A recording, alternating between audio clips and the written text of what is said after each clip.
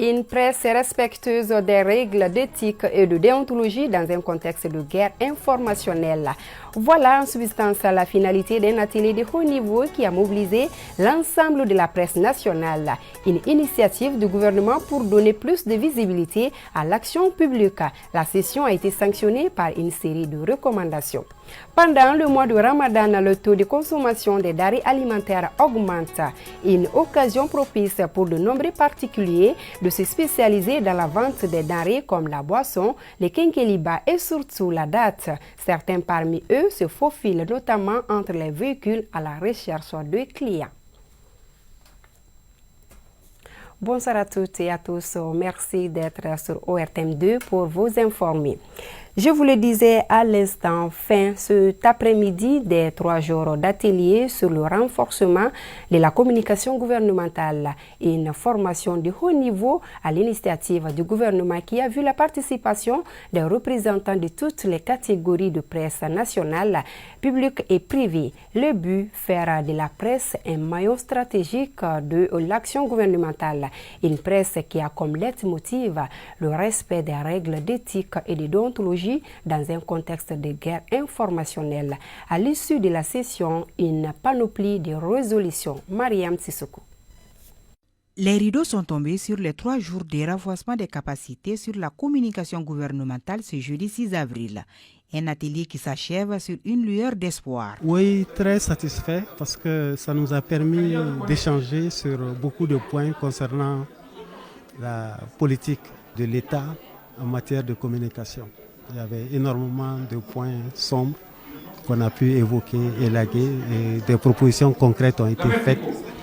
Leur application permettra d'avancer dans ce domaine. Il y a beaucoup d'espoir parce qu'on a constaté que tous les participants étaient engagés et vraiment attendaient des propositions pour pouvoir se mettre au travail. Plusieurs experts de la communication et du journalisme ont pris part à cette rencontre. Beaucoup de recommandations ont été formulées, à savoir l'élaboration et la mise en place d'une stratégie de communication gouvernementale assortie d'un plan d'action, d'un budget et d'un chronogramme. Ça, c'est la première des choses. Il a été également souhaité que les chargés de communication au niveau des départements ministériels qui constitue véritablement la cheville ouvrière de la communication gouvernementale, il a été souhaité qu'on puisse donner un statut conséquent à ce personnel-là. On estime que cette fonction n'est pas véritablement valorisée actuellement. L'une des options, c'est qu'il faudra étoffer ce secteur-là par au moins 3 agents. L'autre option, c'est également la création pure et simple des directions de la communication et des relations publiques, avec éventuellement des divisions. Mais l'une des recommandations qui nous conforte aussi en tant que ORTM, il a été demandé de mettre en place une commission pour réfléchir sur le statut et le financement des médias publics. Ce rendez-vous d'échange a permis aux participants d'acquérir de nouvelles connaissances. Cependant, les défis sont énormes. Les participants espèrent que ces recommandations ne seront pas dans les tiroirs, car les attentes sont nombreuses. Je m'attends essentiellement à ce que nous puissions justement mettre en œuvre les recommandations qui ont été faites, qui vont venir en fait améliorer la communication gouvernementale, car elle a énormément de lacunes.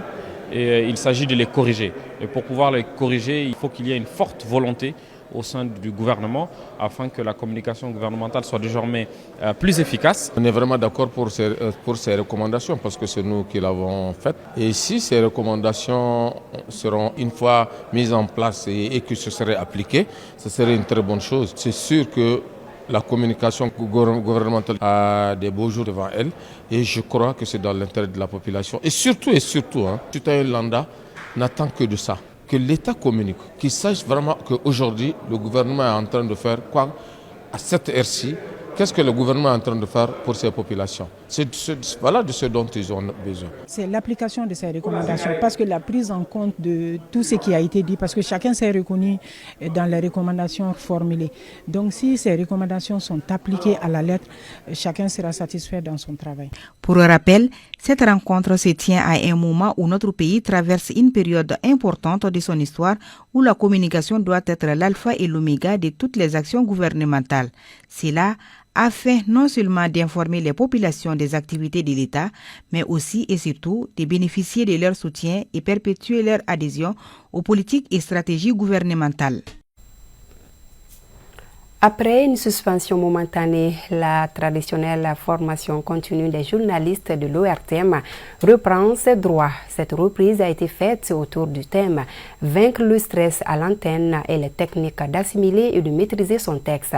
Ce module a été présenté par l'artiste comédien Kari Bogobara Koulibaly Habisso. Comment vaincre le stress à l'antenne et les techniques pour assimiler et maintenir son texte? Tel a été le sujet au cœur de près de 2 heures d'échange entre le personnel de l'Office des radios et télévisions du Mali ORTM et l'artiste comédien Kari Bogobara Koulibaly, alias Madouolo. Ce fut un véritable plaisir pour le formateur du jour de partager ses connaissances et d'offrir des conseils pratiques aux journalistes. La vie même, c'est le stress.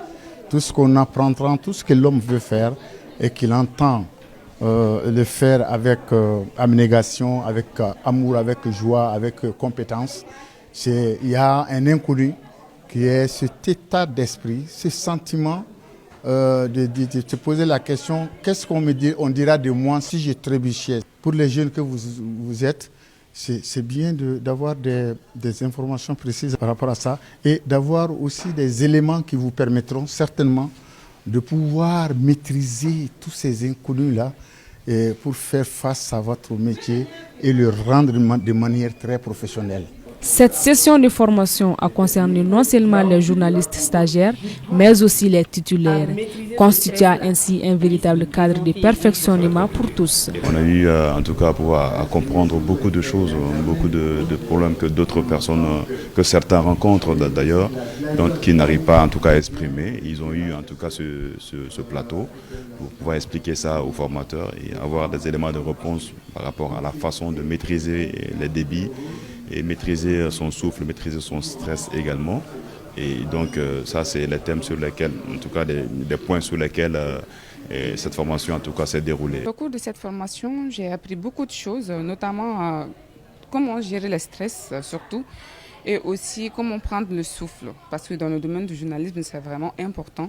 Surtout pour nous, les stagiaires qui n'arrivons pas à gérer le stress. Ce renforcement des capacités qui se tiendra chaque mercredi a eu lieu dans une ambiance agréable et détendue, permettant à chaque participant de tirer profit des échanges.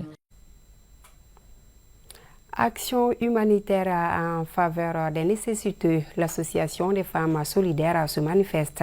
En effet, cette organisation féminine vient d'offrir à des démunis des kits alimentaires dans le but de les aider à passer le mois de Ramadan. Une manière aussi de célébrer le 8 mars, la journée internationale de la femme. Mancha Traoré. Cette donation de 1000 kits de vivres composés de riz, de sucre, du lait, du thé et d'huile était destinée aux veuves, aux personnes vivant avec un handicap et aux indigents. Je ne saurais exprimer ma joie à l'instant. Nous sommes au mois de Ramadan et le pays a besoin des actions de ces genres, surtout envers les plus démunis. Je lance un appel à tous ceux qui ont les moyens de faire des efforts pour aider les couches défavorables. Parmi les bénéficiaires, Bana Sidibé, amputée de la jambe. Elle a reçu une moto-tricycle, une prothèse et sur instruction de Madame le ministre de la Santé et du Développement social, elle a également été immatriculée au niveau de l'ANAM. Les mots me manquent pour exprimer toute ma gratitude envers l'association des femmes de la Canam. Je remercie particulièrement Madame le ministre. Que Dieu lui rende au centuple. Cette opération, qui s'inscrit dans le cadre de la politique sociale de la CANAM, vise à apporter une assistance symbolique aux couches les plus défavorisées, mais aussi aux hôpitaux. Aujourd'hui, de cette activité, c'est de montrer aux yeux de tous les Maliens que les femmes de la CANAM ne sont pas restées en marge et que nous exprimons auprès des autorités notre solidarité envers les couches démunies, les couches vulnérables. Ça fait plus de 10 ans que nous œuvrons dans ce sens-là. Les femmes de la CANAM ont décidé de ne pas faire de fête de tambour.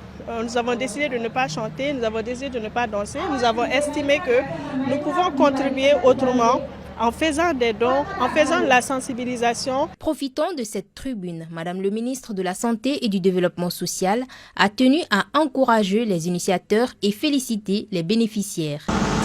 Mesdames, Messieurs, je salue cette belle initiative prise par les femmes de la CANAM pour marquer ce mois béni de Ramadan. Cette action illustre parfaitement votre engagement et votre sens du partage. Cette donation traduit votre ferme volonté de faire avancer la cause des personnes vulnérables et de contribuer activement à la consolidation de notre système de solidarité. La CANAM entend, à travers cette rencontre de partage, encourager chacun à cultiver davantage les valeurs de fraternité, de paix et de tolérance en communauté. Aussi, un vibrant hommage a été rendu à feu Madame Maïga Agaïchatou Diko, qui fut présidente de l'Association des femmes solidaires de la CANAM. Ramadan est mois de consommation par excellence. Au rang des produits de première nécessité assez prisés sur le marché figurent en bonne place le sucre, l'huile, la boisson, le kinkeliba et surtout la date. Parlant justement de ce dernier, ils sont nombreux les vendeurs ambulants, en majorité jeunes, à se faufiler depuis quelques jours entre les véhicules à la recherche des clients. Eu égard à la forte sollicitation, ces vendeurs ambulants se frottent bien les mains. On comprend alors que le mois de Ramadan est une période faste. Fatou Touri. Le mois de Ramadan est une période particulièrement fructueuse pour les petits commerçants, notamment les vendeurs ambulants qui bénéficient d'une forte demande. À Bamako, cette période voit les marchés se transformer, les étals étant bien fournis pour répondre aux besoins spécifiques des ménages en cette période de grande consommation. Si vendeur des articles pour cette année, on peut dire que ça va maintenant. On se débrouille avec. Un peu quoi. Les tapis de prière sont beaucoup prisés en ce moment. J'y vends l'unité à 2500 francs CFA. J'ai profité pour regarder un peu le marché, voir un peu les prix et j'ai profité pour payer quelques laits du Lipton pour la famille au village. Ils sont abordables. C'est-à-dire j'ai fait le tour un peu, j'ai été une fois au Mille et une Merveilles. Il y a 2 mois de cela, les prix étaient un peu supérieurs. Mais les produits, les articles qu'on avait il y a 2 mois à 4000 francs sont aujourd'hui pour le lait en poudre, le kilo à 3000 francs ou à 2500. Cap sur le boulevard de l'Indépendance, un coin prisé par les vendeurs ambulants. Ici, nous trouvons des articles comme le citron, les fruits et le kinkeliba, entre autres. Pendant le mois de Ramadan, moi je ne vends que des tamis, car ça marche beaucoup. Actuellement, le marché est véritablement aux couleurs du Ramadan. Chacun y trouve son petit business, que ce soit pour les produits alimentaires, les vêtements ou même les articles de décoration. Afin de réguler cette période de forte demande, les autorités de la transition ont pris des mesures concernant les prix des denrées alimentaires. Ces initiatives visent à garantir que les produits essentiels restent accessibles à tous, tout en prévenant les hausses de prix excessives pendant le Ramadan. Fin de cette édition. Merci à vous de l'avoir suivi. Tout de suite après moi, Moussa Diarra sera là pour l'édition Kibarou. Ensemble, soutenons nos forces armées maliennes.